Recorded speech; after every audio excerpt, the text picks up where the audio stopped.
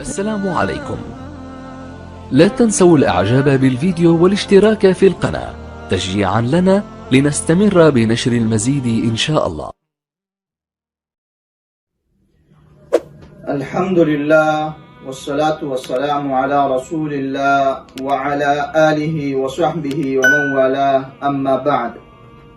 فعن جابر رضي الله عنه قال: قال النبي صلى الله عليه وسلم: أفضل أيام الدنيا أيام العشر، يعني عشر ذي الحجة. قيل: يا رسول الله صلى الله عليه وسلم، ولا مثلهن في سبيل الله؟ قال: ولا مثلهن في سبيل الله إلا رجل عفر وجهه في التراب. رواه البزار في مسنده وأبو يعلى وابن حبان وصححه الألباني. زما د اسلام عزتمندو مسلمانانو رونو او خویندو، زمونږ د درس موضوع هغه د ذی الحجې د لومړنۍ عشرې د فضیلت او د هغې د اهمیت متعلق ته. چونکې په موږ باندې د اسلامي کال د ذی الحجې میاشت هغه د راختو واله ده. تقریبا نن 27 ذی القعد، 20 د ذی القعدې هغه تاریخ دی. موږ دا مناسب وګڼو چې د دې ذی الحجې د میاشت د راختو نه مخکې د خپل ځان او د خپلو مسلمانانو رونو د بیدارولو او هغې ته توجه ورکولو دپاره چې په موږ باندې یو ډېر عظیم الشان میاشت هغه راتلو واله ده، یو ډېر عظیم الشان عشره هغه را روانه، ورځې شپې را روانې دي چې موږ د هغې اهمیت، قدر او د هغې منزلت هغه وپېژنو او هغه موقع غنیمت وګڼو، په هغې کې نیک اعمال وکړو. عزتمنو مسلمانانو، الله رب العالمین انسان هغه د خپل عبادت لپاره پیدا کړی دی. رب العالمین فرمایي: وما خلقت الجن والانس الا لیعبدون. ما نه دي پیدا کړي انسانان او پیریان مګر د خپلې بندګۍ عبادت لپاره. نو انسان باندې دا لازم دی چې هغه خپل زندگی د رب العالمین د خوشحالولو او د رب العالمین د رضا کولو په اعمال کې هغه صرف کړي او هغه تیره کړي، او انسان د رب العالمین تقرب دغه په عباداتو سره هغه حاصل کړي، رب العالمین ته هغه ځان نږدې کړي. د دې وجې نه رب العالمین د دې انسان دپاره او خاص کر د مؤمن مسلمان دپاره الله رب العالمین په زندګۍ کې ډېرې ښایسته مبارکې او د عظمت والا او عظیم الشان موقع رب العالمین دی مسلمان ته او انسان ته رب العالمین ورکوي چې په هغې کې دی خپل د رب العالمین بندګي عبادت وکړي او خپل دا تیبند دا کمربند را مضبوط کړي او د رب العالمین بندګۍ ته او عبادت ته هغه په شوق او په محبت سره او په مینې سره او په جذبې سره د رب العالمین عبادت ته هغه تیار شي. نو د هغې مبارکو موقعو نه یو موقع هغه د ذی الحجې د میاشت لومړنۍ عشره ده چې دا عشره د ډېرو فضیلتونو نه او د ډېر د اجر او ثوابونو د حاصلولو هغه موقع ده چې رب العالمین انسان ته هغه مهیا کړې ده. او د دې عشرې د فضیلت دپاره محمد رسول الله صلی الله علیه وسلم هغه په خپل احادیثو کې ډېر غټ فضایل هغه بیان کړي دي. او په دې عشره کې د ذی الحجې په لومړنۍ عشره کې د نیکو اعمالو ډېر تاکید محمد رسول الله صلی الله علیه وسلم په خپلو احادیثو مبارکه کې هغه بیان کړی دی. د ذی الحجې د لومړنۍ عشرې هغه ډېر فضایل دي. رب العالمین قرآن مجید کې د دې عشرې په فضیلت باندې او د دې په قدر او اهمیت باندې رب العالمین قسم کوي. رب العالمین سوره فجر کې فرمایي: اعوذ بالله من الشیطان الرجیم، بسم الله الرحمن الرحیم، والفجر وليال عشر. رب العالمین فرمایي والفجر، زما د قسمی په فجر باندې، د سحر په منځ باندې رب العالمین په دغه صبح صادق په دې راختو په دې ټیم باندې رب العالمین قسم کوي چې زما د قسمی د صلات الفجر باندې یا د سحر د منځ په دې ټیم باندې. او بیا رب العالمین فرمایي وليال عشر، زما د قسمی په دې 10 شپو باندې. نو شپه چې کله ویلی شي نو د هغې نه رزم مطلب چې شپه راځي نو هغې سره رزم هغه تړلی شوي. نو رب العالمین مفسرین لیکي چې لیال عشر هغه د ذی الحجې لومړنۍ عشره د هغې نه مطلب دی. مفسرین هغه په قرآن تفسیرونو کې بار بار هغه دا لیکلي چې لیالین عشر نه مطلب هغه د ذی الحجې لومبنۍ عشره هغه ده. د الله رسول علیه الصلاة والسلام هغه د ذی الحجې د لومبنۍ عشرې په فضیلت کې د الله رسول علیه الصلاة والسلام فرمایي. حدیث ته د مسند بزار، مسند ابي يعلى، صحیح ابن حبان، امام البانی رحمه الله په سلسله احادیث صحیحه کې دا حدیث نقل کړی دی. جابر رضی الله عنه روایت کوي، فرمایي چې د الله رسول علیه الصلاة والسلام فرمایل افضل ایام الدنیا ایام العشر، د دنیا پر ورځو کې افضل ترین ورځې هغه ایام العشر د 10 ورځې شپې دي، یعنی 10 ذی الحجه د ذی الحجې لومبنۍ عشرې د 10 ورځې شپې دي. صحابه کرام عرض وکړو چې قیل یا رسول الله ولا مثلهن فی سبیل الله، اې د الله پیغمبره په عام ورځو کې یو د الله په لاره کې جهاد کوونکی انسان د دې عشرې د نیک عمل اجر او ثواب ته نشي رسیدی. د الله رسول ته ولا مثلهن فی سبیل الله، عام ورځو کې یو مؤمن مسلمان چې د جهاد لپاره لاړ شي هغه د ذی الحجې د لومبنۍ عشرې په ورځو شپو کې د عبادت هغه اجر او ثواب ته نشي رسیدی، هغه عمل ته نشي رسیدی. الا رجل عفر وجهه في التراب، مگر هغه انسان چې هغه خپل مخ هغه په خارو کې ککړ کو، په خاره باندې په وینه باندې، مطلب دا چې د الله په لاره کې ووتو او هغه شهید شو، د الله په لاره کې جهاد وکړو تر دې چې هغه شهید شو او د هغه د مخ هغه په ځمکه باندې په خارو کې ککړ شو، په وینو کې او په خارو کې لت پت شو. د الله رسول وایي د هغه انسان عمل هغه بیا افضل دی او د هغه عمل غوره دی او هغه د فضیلت والا عمل دی. بل حدیث کې راځي سيدنا عبد الله بن عباس مفسر قرآن ترجمان القرآن حبر هذه الأمة وبحرها، اگر روایت کوي چې د الله رسول علیه الصلاة والسلام فرمایل ما من أيام العمل الصالح فيها أحب إلى الله من هذه الأيام، يعني أيام العشر. د الله رسول فرمایل چې ما من أيام ندي سرزي چې العمل الصالح نیک عمل صالح په هغه ورځو کې احب الى الله رب العالمین ته ډیر محبوبي. احب صيغه د اسم تفضیل، ډیر رب العالمین ته ډیر زیات رب العالمین ته محبوب او د رب العالمین په نسبت باندې پسندیده عملي. او العمل الصالح فيها احب يعني ايام العشر، د دې ورځونه من هذه الايام يعني ايام العشر د ذی الحجې د لومبنۍ عشرې عمل رب العالمین ته ډیر زیات محبوب او پسندیده دی. صحابه کرام عرض کو وی ولل جهاد فی سبیل الله، اذا الله رسول د الله په لاره کې په عام ورځو کې جهاد هغه دی عشرې د اجر او ثواب فضیلت نه رسی. د الله رسول ته ولل جهاد فی سبیل الله، د الله په لاره کې جهاد په عام ورځو کې هغه د عشرې د لومبنۍ عشرې اجر او ثواب نیک عمل هغه اجر او ثواب فضیلت ته نشي رسیدی. الا رجل خرج بنفسه وماله، ها هغه مؤمن مسلمان چې هغه وته د الله په لاره کې خپل په نفس سره او په خپل مال سره فلم يرجع من ذلك بشيء، بیا د هغه نه نفس کور ته واپس رالی نه مال واپس رالی، ټول د الله په لاره کې هغه قربان کړ. ها بیا د دې انسان عمل هغه د رب العالمین په نسبت باندې محبوب عمل دی. دا حدیث د مسند امام احمد صحیح بخاری حدیث دی. بل حدیث بیهقی کې او امام منذری په خپل کتاب الترغیب والترهیب کې امام البانی رحمه الله دی حدیث ته هغه صحیح ویلي دي. حدیث کې راځي د الله رسول علیه الصلاة والسلام فرمایي ما من عمل ازکى عند الله ولا اعظم اجرا من خير يعمله في عشر الاضحى، نه دی یو عمل چې هغه ډیر زیات پاکي او ډیر زیات اوچتي په اعتبار د اجر او ثواب د رب العالمین په نسبت باندې. من خير يعمله الرجل في عشر الاضحى، هغه نیک عمل په مقابله کې چې کم د ذی الحجې په لومبنۍ عشره کې د عید الاضحى د عید الاضحى د عشرې کې د ذی الحجې په لومبنۍ عشره کې فرض شپو کې چې کم عمل شي هغه د رب العالمین په نسبت باندې ډیر ازکا ډیر پاک عملي او ډیر زیات د اعظم د اجر او ثواب په اعتبار سره ډیر اهمیت او قدر والا رب العالمین په نسبت هغه عملي چې کم د ذی الحجې په لومبنۍ عشره کې فرض شپو کې هغه ادا شي. عزتمنو مسلمانانو، د ذی الحجې د لومبنۍ عشرې د ورځو شپو کې په نیک عمل ډیر زیات اجر او ثواب او ډیر عظمت او فضیلت اهمیت او ډیر زیات اجر او ثوابونه هغه لري. یو حدیث کې د الله رسول فرمایي چې افضل ایام الدنیا ایام العشر، د دنیا په دې ورځو شپو کې د کال په ورځو شپو کې د ټولو نه افضل ترین ورځې او شپې ایام العشر د ذی الحجې لومبنۍ عشرې ورځې او شپې دي. د دې عمل د رب العالمین په نسبت باندې ډیر افضل دی. او بل حدیث کې وایي چې ما من ایام العمل الصالح فيها احب الى الله.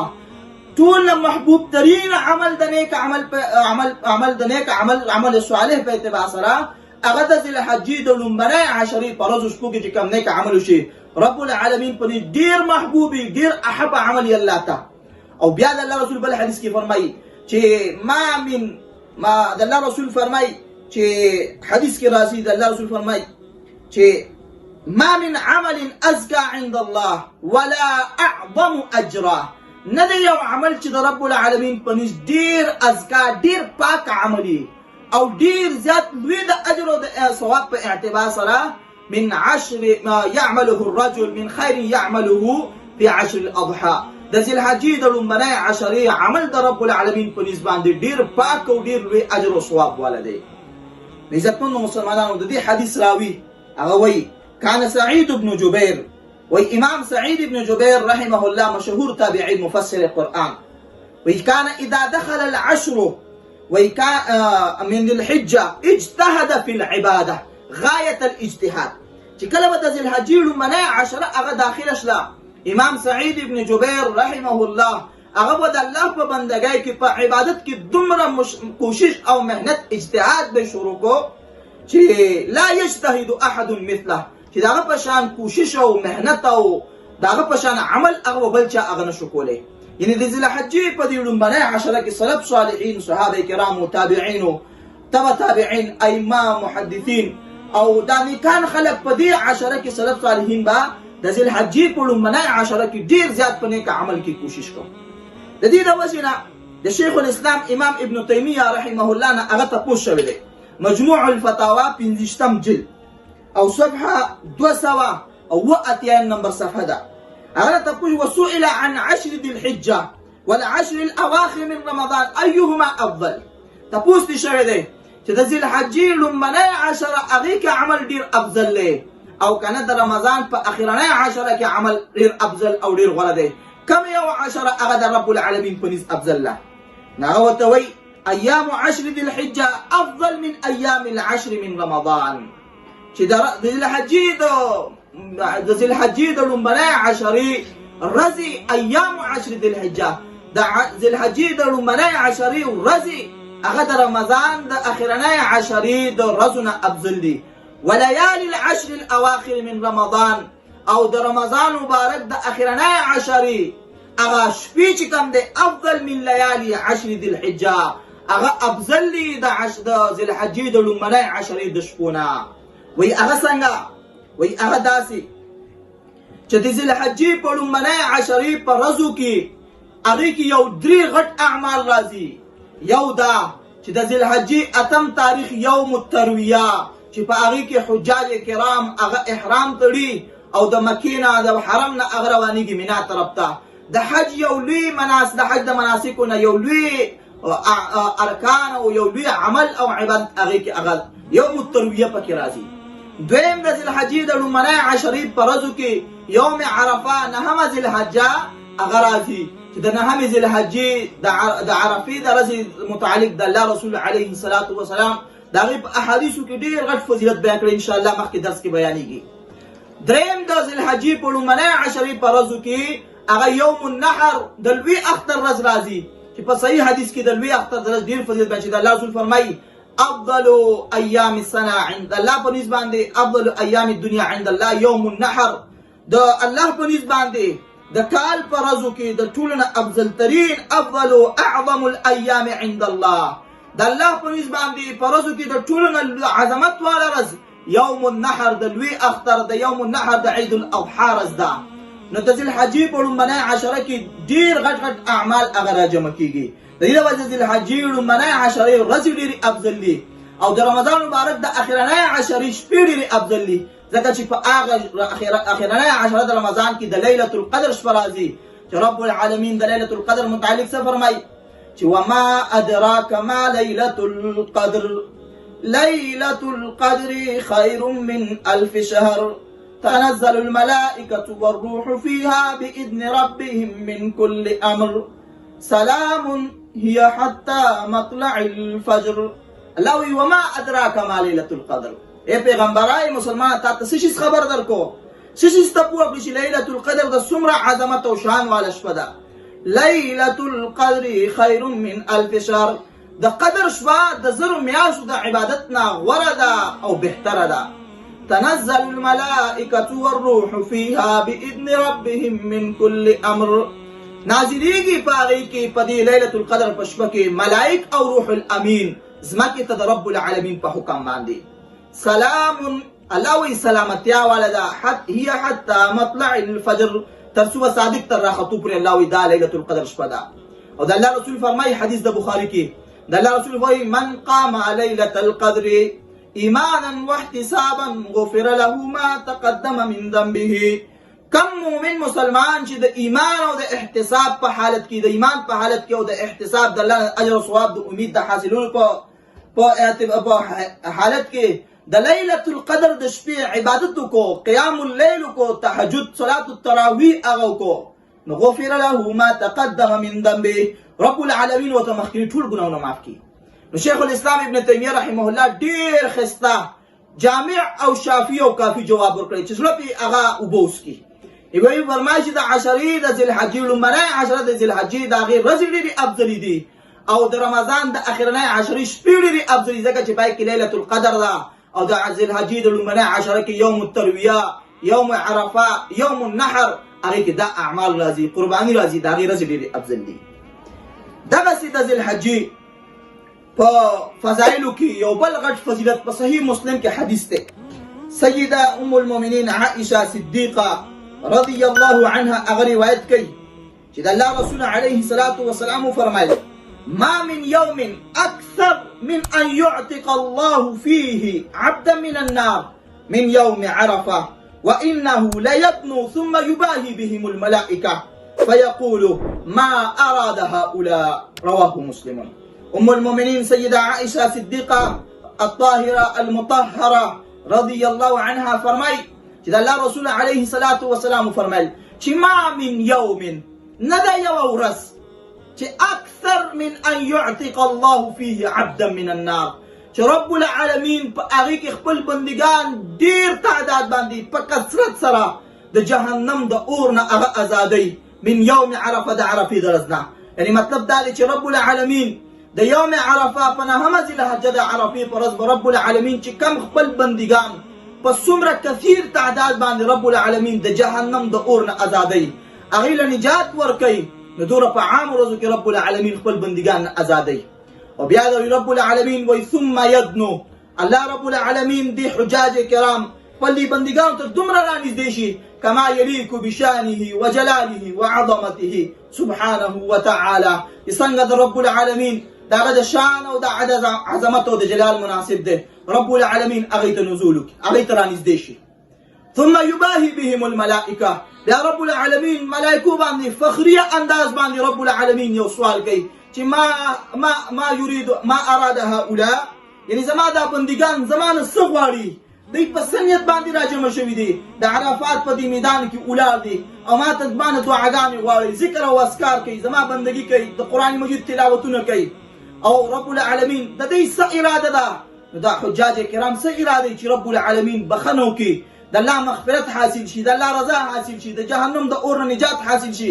د الله جنتونه مونږ ته ملاو شي د رب العالمین دیدار نصیب شي رب العالمین مشکلات او مصائب پریشانۍ رب العالمین ختم کړي رب العالمین د دنیا او د آخرت هغه مصائب او مشکلات او هغه سختۍ او قربات هغه زمونږ لرې کړي. نو رب العالمین وایي دا بندګان چې څه دپاره راجمع شوي دي څه سم نیتونه دي رب العالمین وایي زه به یې ورله ورکړم زه ورته هغه ورکړم. رب العالمین وعده ده چې ما اراده هؤلاء رب العالمین هغه ورکوي. نو ذوالحجې د لومړنۍ عشرې په فضایلو کې فضیلت دا دی چې د ذوالحجې لومړنۍ عشره کې هغې کې په ورځو کې یو ورځ راځي چې نهمه ذوالحجه یوم عرفې د هغې ورځ راځي چې دا ډېر د فضیلت والا ډېر زیات د قدر والا او د ډېر د اهمیت او منزلت والا ورځ ده. یوم عرفه هغه ورځ ده چې د حج په مناسکو کې یو لوی منسک او اصل الحج هغه په دې کې د الله رسول وایي الحج العرفه، حج خو نوم دی په عرفات کې د قیام، حج خو نوم دی په عرفات کې د ودرېدو د وقوف. یعنې حج خو اصل منسک هغه څه دی د حج د مناسکو نه، د حج د احکاماتو نه یو لوی حکم او یو لوی منسک هغه په عرفات په میدان کې هغه قیام کول دي، هلته کې وقوف کول دي. د الله رسول وایي چا نه چې د عرفات په میدان کې وقوف هغه پاتې شتل، هغه فوت شتل، د هغې سړي حج نه دی شوی. او حج هغه اصل هغه عرفې ورځ ته ویل کېږي. او د عرفې دا ورځ ډېر د عظمت والا او ډېر د قدر والا ورځ ده. بعضې احادیثو کې د عرفې د ورځ دي د 9 ذی الحجې نور فضایل بیان شوي دي، خو هغه لږ سندن په هغه کې لږ مقال دی، لږ کمزوري دي. لکه مسند ابي يعلى کې، مسند بزار کې، صحیح ابن خزیمه، صحیح ابن حبان کې روایت دی. د جابر رضی الله عنه فرمایي د الله رسول چې ينزل الله تبارك وتعالى الى السماء الدنيا فيباهي باهل الارض اهل السماء فيقول انظروا الى عبادي جاءوني شعثا غبرا ضاحين جاءوا من كل فج عميق يرجون رحمتي ولم يروا عذابي فلم يرى اكثر عتيقا من النار من يوم عرفه. نو د عرفې پرست معنن دا صحیح دی، ځکه د صحیح مسلم کې راغلی د الله رسول د عرفې پرست باندې رب العالمین په کثیر تعداد باندې خپل بندگان د جهنم د اور نه آزادوي. خو دا کوم چې حدیث دی د مسند بزار، مسند ابي يعلى، صحیح ابن حبان، صحیح ابن خزیمه، نو دې په سند کې یو راوي دی محمد ابن مروان العقیلی چې هغه کې لږ کلام مقال د اهل علمو د جرح د تعدیل د ائمو شته، سندن دا حدیث ضعیف دی، اهل علمو ضعیف کړی دی. د ذی الحجې د لومړنۍ عشرې په فضایلو کې یو بل فضیلت هغه ده چې د دې عشرې